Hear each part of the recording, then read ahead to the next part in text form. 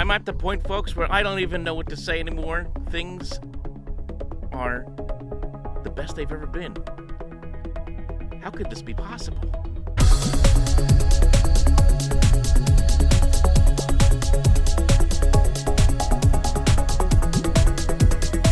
All right, everybody, welcome aboard here. Michael Cohen here with you on the Sports Talk Nation. And yes, it is a happy Friday. A happy Friday. What is this all about?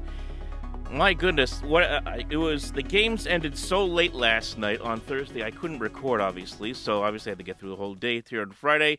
And now we get a chance to sit here and talk about the Jets' 24-3 victory over the New England Patriots. Also, keep in mind, we also had a couple other things going on here. You have one, the Yankees, they clinch a playoff spot. They are in the postseason yet again. The Mets, they keep pounding teams right now. They've scored 30 runs in their last 3 games up until Friday night. They are right now in the driver's seat of one of the final wild cards for the National League. I think they got a good chance to get in. And the Somerset Patriots, they are in the postseason, and they are going to the championship series that begins on Sunday, either in Erie or Akron, and then continues at TD Bank Ballpark in Somerset on Tuesday and Wednesday for next week. But as we all know, the Jets right now are one of the big stories. 2 wins and 1 loss. The big win, of course, on Thursday night as they beat down the New England Patriots. A Patriots team, let's just be fair here, folks. This is not the New England Patriots that we remember from even 2 or 3 years ago. It pales in comparison to the Patriots team we've seen for the last 25 plus years. From hell, you can go back even now almost 30 years to when they drafted Drew Bledsoe and had Bill Parcells as their head coach. And then, of course, afterwards with Pete Carroll there, and now obviously with Bill Belichick. And we all know what happened with that rivalry, as the Jets-Patriot rivalry became one of the most intense ever when from 97, when Parcells came to the Jets, right up until the end of the Tom Brady era just a few years ago. It is a totally different team up there in New England. Very young, very, very inexperienced, and the Jets took full advantage. And hey, look, sometimes in the NFL, you got to have those kind of games. You got to have those kind of efforts where you go out there and beat up a team that isn't any good. And that's what the Jets did on Thursday night. And you know what? Considering what the Jets have gone through the first 2 weeks of the season, losing a game where they did not play all that well against San Francisco, and then a white knuckler against the Tennessee Titans last week, they needed to have a laugher. And you look at the way this Jet schedule is. This week, where they beat the Patriots on Thursday night. Next week, in 10 days, when they take on the Denver Broncos, 2 teams that are not very good right now, 2 teams the Jets should beat up on. They had to take care of that, and they did that on Thursday against New England. But the big story out of this one, 24-3 win, is Aaron Rodgers. For the first couple weeks of this season, it's all been about, where is Aaron Rodgers at this stage of his comeback? Is he going to be able to be the same guy we had gotten used to seeing in Green Bay over the years? Can he even, can he move around the pocket now, a year separated from Achilles tendon surgery? Can he be that guy that puts up big, gaudy numbers the way we've been used to seeing? And the first 2 weeks kind of wasn't looking too good. Yes, he has his arm, still fantastic, but was having issues moving around the pocket, didn't look too comfortable. But in this game, my word, it felt like a throwback game for Aaron Rodgers because he was mobile in that pocket. The Jet offensive line, what a job they did. We'll get into more about the injury with Morgan Moses in just a little bit, but that entire offensive line, from Tyron Smith to Simpson to Elijah Vera Tucker, Joe Tippmann at center, and then obviously Morgan Moses at right tackle, and then later on Olu Fasanu. What a brilliant job that group did to protect Aaron Rodgers and give him time.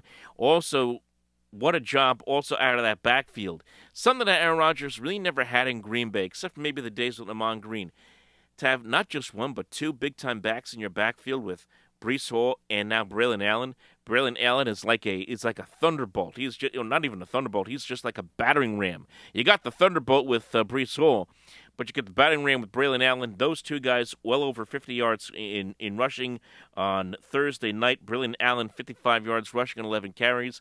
Breece Hall, 53 yards on 16 carries. Both of those guys did a great job because it just sets everything up for Aaron Rodgers, and he just dominated. 281 yards passing, 2 touchdowns.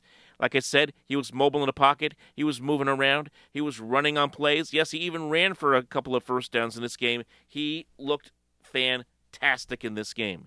And last year, I'm going to preface by saying this. Last year, when we saw Zach Wilson running this offense under Nathaniel Hackett, it didn't work too well. It didn't look good at all, as we all know. And a lot of times, Nathaniel Hackett would call multiple pass plays, especially in the early stages of games, and things did not work out. And you're saying, what the heck are they doing here with Zach Wilson? He just did not fit that offense. It works perfectly, of course, for Aaron Rodgers. And at the start of this game, the Jets were very pass-heavy, but they weren't necessarily going down the field. They were looking for guys open in the flat towards the sideline, whether it be the running backs, Breece Hall and Braylon Allen, whether it be Mike Williams, whether it be Tyler Conklin, who had a huge day for the Jets, 5 catches, 93 yards, whether it be even Garrett Wilson, who was heavily covered in this game, and the fact that he was heavily covered certainly gave Aaron Rodgers the opportunity to find some of the other guys in that lineup for the Jets, and he had a lot of success doing that, picking apart this New England Patriots secondary. It was just so good to watch. I mean, speaking of which, Allen Lazard. Remember when everyone got on this guy last year for his play last season? He has certainly looked more like the Allen Lazard we saw in Green Bay now with Aaron Rodgers back in the lap than ever before. 3 catches, 48 yards with a touchdown. Just a phenomenal job by him. Everyone just did an outstanding job on this offense for Gang Green. One play, let's just take a look at a couple of plays here. The one play I want to take a look at here and focus on is the touchdown to Garrett Wilson, because so many different things come into play here. So Rodgers takes the snap, he fakes the handoff to Breece Hall, and now here's Garrett Wilson working on the nickel corner, where Rodgers hits Wilson in the end zone for the touchdown and make it 21-3. What makes that play amazing is 2 things. The fact that Rodgers just moved a little bit to his right, was able to throw an absolute dart into the hands of Garrett Wilson. Most times that play happens, you saw the way the nickel corner broke on that play and had the ball go through his hands, at least for first hand. Most times that would be a tip ball and an interception. And if you told me, boy, the nickel just had a really good beat in that ball, but because of how fast that ball was, combined with the athleticism of Garrett Wilson, it wasn't going to happen. If it was anybody else, if Zach Wilson threw that ball last year, that's a pick 6. We all know that. That's true. So that just goes to show you how special it is to have a quarterback like Aaron Rodgers in your lineup if you are the New York Jets, because he just makes the very difficult seem routine. And that is something that really stands out for me about this Jet team, about this Jet offense, is you have confidence about this team that you didn't have before if you're a Jets fan, because you have a quarterback who has been there and done that, who is a Hall of Famer, first ballot. We haven't had that in a long time, maybe ever, for the Jets. Yes, Brett Favre was here, but this just gives you an aura of confidence that you haven't seen. You didn't get it necessarily with Mark Sanchez or Sam Darnold or certainly Zach Wilson. No offense to any of those guys. This is a different animal with Aaron Rodgers. That, coupled with an offensive line that has so many veteran pieces on it, as well as the talent you have at wide receiver and at running back, you feel good about this offense. But on top of that, let's talk about the defense, because the much maligned defense over the last several weeks, because of the lack of pressure and the inability to stop the run, well, that wasn't the problem this week, because the defense was dominant. They shut down the running game. They got after Jacoby Brissett, was in his kitchen all night, and what a day the Jets defense had. 5 sacks of Brissett, 7 sacks overall, if you included 2 sacks on rookie quarterback Drake May. This Jet defense had a day. 2 sacks, by the way, to Will McDonald, who continues to impress, who has now had 5.5 sacks in 3 games this season. He is on pace right now, and look, things change. I'm not saying it's going to happen, but he is on pace right now to destroy the sack record the sack record that T.J. Watt broke a couple of years ago from Michael Strahan. I think they actually ended up tied. So he has a chance to get to 23 or 24 sacks by the end of the year. The record is 22.5. And Will McDonald is on pace to surpass that record. That is incredible, the work that he has done. And to come in a situation last week like he did with Jermaine Johnson out with the Achilles tear, he's done for the year. For Will McDonald to step up the way he has, absolute kudos to him. He has done an outstanding job. So that defense, A-plus effort against the Patriots. Yes, hey, look, the Patriots, as I said, are not what they used to be. They have injuries galore in their offensive line. I totally understand that. They're starting a quarterback who's a journeyman, Jacoby Brissett. Their head coach is a rookie head coach. He's not Bill Belichick in any which way. I totally get it. But you know what? You play the teams that are on your schedule, and when you get a chance to have a laugher, as the Jets did, you have to have it. And the Jets had to have that kind of game going forward for their season.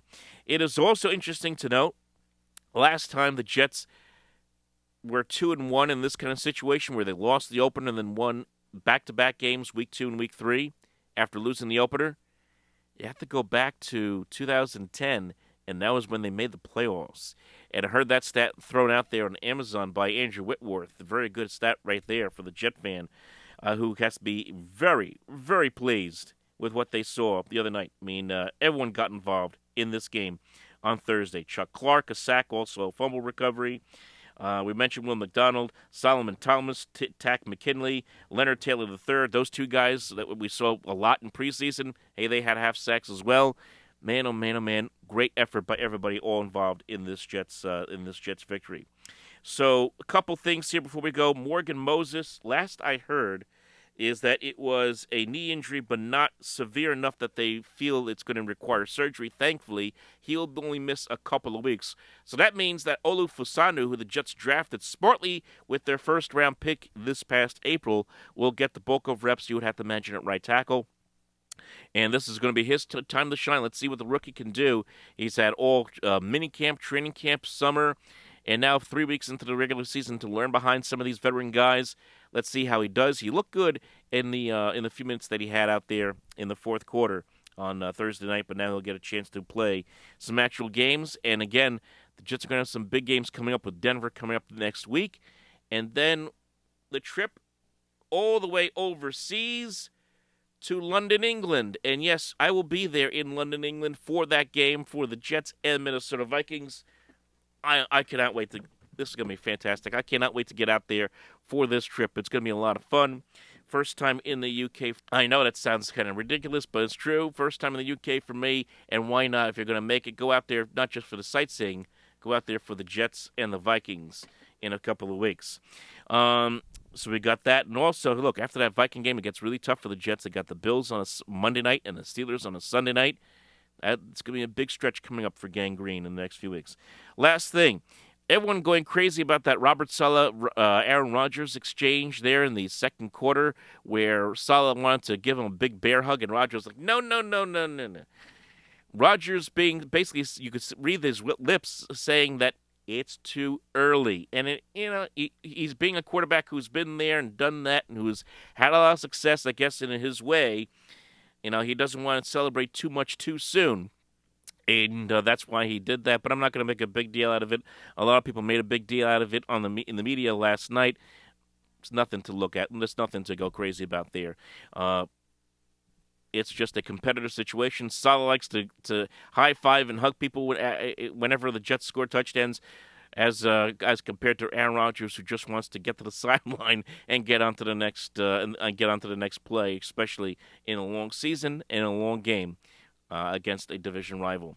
So, folks, you know what to do. Leave your thoughts below. What do you think? How do you feel about this Jets victory over the New England Patriots on Thursday night as they set themselves up for what could be a nice run here in the early going of the 2024 season? We'll talk to you next time right here on the Sports Talk Nation.